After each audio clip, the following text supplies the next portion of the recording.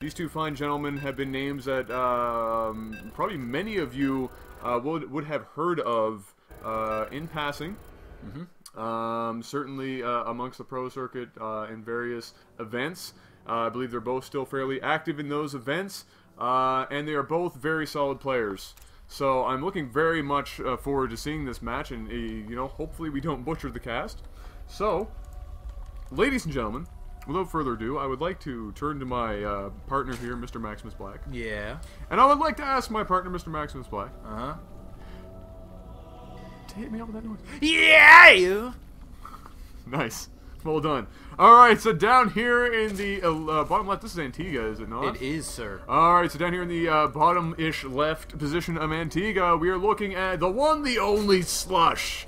And up here in the top right position, we are looking at the one, the only TT1 PVZ, one of my favorite matchups, if not my favorite matchup to watch. And I believe not your favorite matchup in the world currently on ladder yourself. Don't even get me going. Seriously? Don't get me going, because Mutalisks... You're just not having a good time with Muta. I'm not having a good time with Muta. I think probably my win rate, my ratio against Zerg is probably about 30%. My PvP is about 80-85%. My PvT is about 60%. And so you are heavily slanted in the F Zerg kind of direction. Yeah. Mutas are just, and I watch the Day 9 daily, and you're doing your best. I'm trying, okay? You're doing I'm trying, best. But we'll see. I'm sure we're gonna see some sort of Muta play. I mean, Mutas is just the way to go now. It's just either a lot of Roach or just a lot of Muta. I'm sure we're gonna see it, and we're gonna see if TT1 is gonna be able to have an answer for the Mutas, especially coming from a player like Slush. So they're gonna be coming bigger and harder than really. What? That is the second time today you've gone down that road. Well, I mean, I don't mean to go down that road, but sometimes it just takes me there.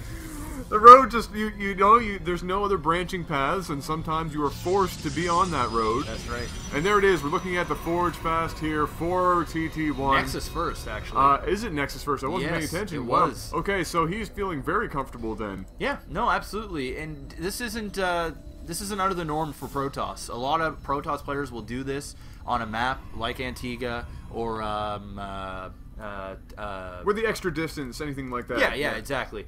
And it can be a little bit worrisome if the Zerg decides to get like a 10 pool. Oh yeah. But you know, really TT1 doesn't have a whole lot to fear at this point. So it looks like we're going to immediately take things to a later game. I don't know if this is going to be a best of 3 or a best of 5. I have no idea. Maybe you can. I'm not sure. This could be a best of 1. Let me consult my news feed. Yeah, Adam's going to go ahead and get that information for all of you guys. And we also want to just give a big thank you for both of these players for coming out and showing some support for this tournament and the cause. Both are Canadians, right? Yes. Yeah, they're both Canadians. Yeah. Obviously, I'm pretty sure all players in this tournament are Canadians, except for the casters. We're like I said, we're crossing every bit of our anatomy possible that Huck shows up eventually next week sometime, I think, is when he would show up. And so if he does, it is because everybody simultaneously crossed everything. I think he might show up. I mean, he's the Canadian hero. I shook his hand at MLG. That means that I have faith in him enough to show up. He said, what did he say about your hands? They're big? He said I had enormous hands, which is true, because, well, I mean, in comparison to him... Yeah, I mean, your leg is bigger than he is. I'm much larger than Huck is. You know, Huck is fun-sized compared to me. Fun-sized. You could throw him in a backpack and just I could carry Huck around on my back, and I could put him in the overhead compartment on a plane. Yep.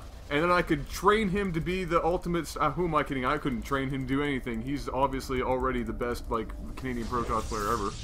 Yeah. I love Huck. In some cases, the best Canadian player ever. Absolutely. Ooh. I'm a fanboy of Huck a little bit. So. It's hard not to be. The dude is baller. I'm also a fanboy of Idra, so I know it's like completely... What is wrong with you? Completely two opposite. Idra's my favorite player. We did shake his hand as well. We did. He is a gentleman and a scholar. So let's talk about this game here. Finally, we got some sort of things that are happening. We have +1 going here for TT1. And this is a very good opening play. A lot of Protoss players, when they're doing a fast expand, whether it's a Forge Fast or a Nexus First, they'll go ahead and they'll grab about 4 zealots. And they'll do a +1 a timing attack, but not up to the main. It's basically just to stop a third. Yeah. Grab control of the map, grab a tower. Even if you can, put down a proxy pylon and maybe even force an engagement where you might even get the upper hand and maybe even win, because the +1 taking 2 hits to kill a Ling instead of 3, which is very, very huge. But it's not meant to win anything. No, it's not meant not. to even do a lot of economic damage, really. It's just meant to literally delay or deny a third, and that's, you can see where the zealots are going. It serves the same purpose as grabbing maybe a Stargate and trying to deny a third from a Zerg with a Void Ray and a Phoenix or whatever. And you can see that's exactly what the zealots went. He's looking for it. So he's looking for his third, and he's not going to find anything at this point in time. Except for a bunch of Lings that will do terrible damage to these zealots, and they will go down. They'll take out a couple maybe on the way. And +1's not even finished yet. Nope.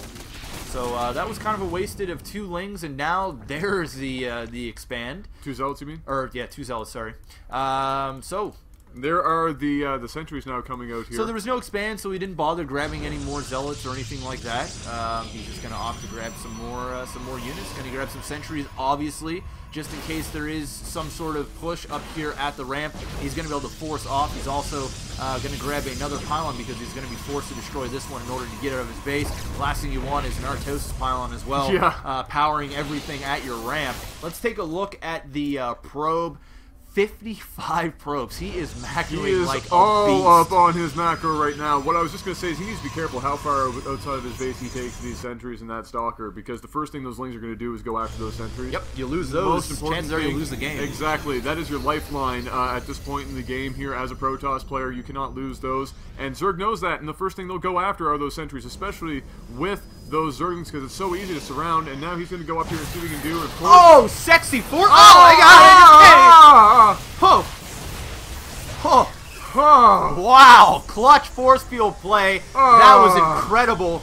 Picking up all those Lings, taking 0 damage. Somebody donate for that force field play. Yeah, straight up, $10, and it looks like we're going to see a 7-gate +2 timing attack coming out the gate for TT1. What an incredible freaking play there. That just put a smile all over my face. I am tenting in my pants. And here's the careful, those stalkers are going to get caught off. 2 of them are going to go down. We're going to need a couple of force fields here, or there's one. And there's the second force field. Going to be able to pick off these Lings. Going to want to keep that probe alive. To Slightly make sure. less sexy force fields, but they were force fields. Hey, you know what? He did what he needed to do. He got rid of quite a bit of Lings. He's gonna force Slush to grab some more Lings and or roaches. He's gonna grab nothing but zealots right now. He has enough stalkers. He doesn't even have a roach warren. No, he's got enough zealots. He's just gonna get a proxy hatch now, or not a proxy hatch, a macro hatch. But he's gonna get a proxy pylon. He's gonna go pretty much nothing but zealots. I feel he's gonna get some more stalkers here. He just, he needs a couple more. Stick him up front, +2 zealots in and all those Lings and all those stalkers. This is a very dangerous scenario here for Slush, and he's going to have to make very nice force use fields. of these units. Look at these force fields coming out for TT1, and he just needed one more force field there to block in all of those Lings. We are +2. He does have blink, and this is going to be basically a non-stop way. Although, is he going to be able to keep the pylon alive? He's going to need some clutch force fields. No, actually, the Lings just back right off. Whew. Man, this is getting pretty intense, and I think that TT1 is just going to overwhelm this Zerg very, very soon. Nothing but Zerglings being pumped out here. Of course, that's all he can do right now. He is upgrading as well. He has that macro hatch just about finished now, and he needs to hold off a little longer to be able to keep this up. He doesn't even have the economy to really keep it up with that macro hatch to begin with. Couple of stalkers in there getting rid of that third by themselves, and that one is going to go down. He is supply blocked. He is down to base. The Protoss is all up in his stuff. And Slush is going to have to work extra hard to be able to do anything to defend this, and I think this is very close to a GG scenario. Not only am I casting this game right now, I am learning in this game right now. Because, what are you learning? Well, I'm learning... Teach me something. This dude he's got +3 happening right now. He's doing a 7-gate... It was a 7-gate +2 timing attack.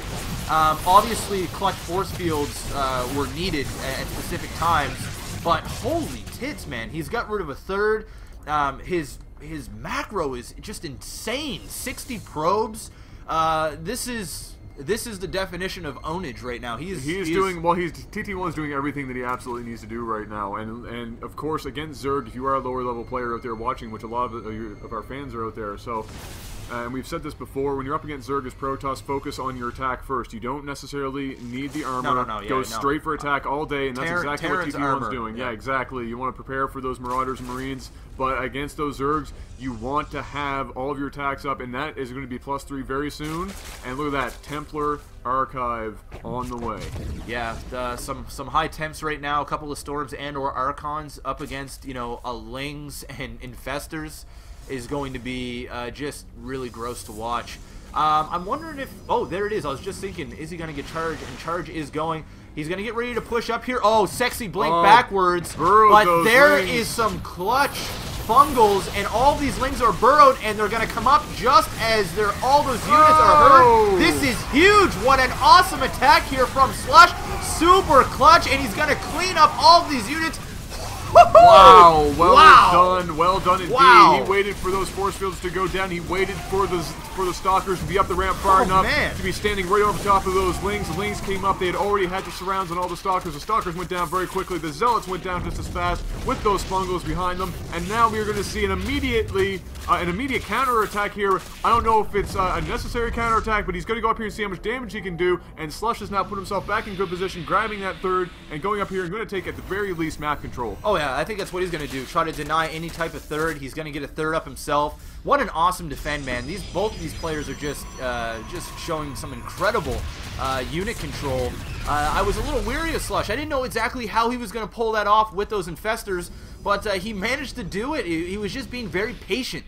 You know, it takes a great player, not a good player, but a great player to wait and have that sort of patience while there's so much units at your ramp like that. And he didn't jump the gun. He waited for the perfect time, waited for those Fungals to finish, and then went in. There's a lot of charge lots. They are +3. This is dangerous. This is the transition that he wanted to go into. Charge lot Archon against these Infestors and Lings. This could be bad news. And this is great position here for TT1 here. He's on the ramp. There's no surround here by the Lings. The Archons are in back doing huge splash damage. And he just has enough to clean this up. They are going to get burrowed there. The Infestors, they're going to get out of there as fast as they can. But this is a beautiful unit composition here for TT1 right now. And like you said, probably exactly what he was shooting for as soon as he saw all those Lings and Infestors are on the field. Zealot Charge Lot Archon specifically is crazy powerful, especially +3 Archons. Yeah.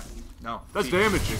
That's a lot of damage. Melting that queen over there. Was that a queen? Yes, it was a queen. What was that queen doing? Well, he was building an expansion there. It was just about finished, but... I thought there was just a random queen just like chilling over there, just having a good time. He forced a cancel. Also, the Zerg was planting a hatch there as well, and it's funny because he's actually getting a Nexus over at the... Wow.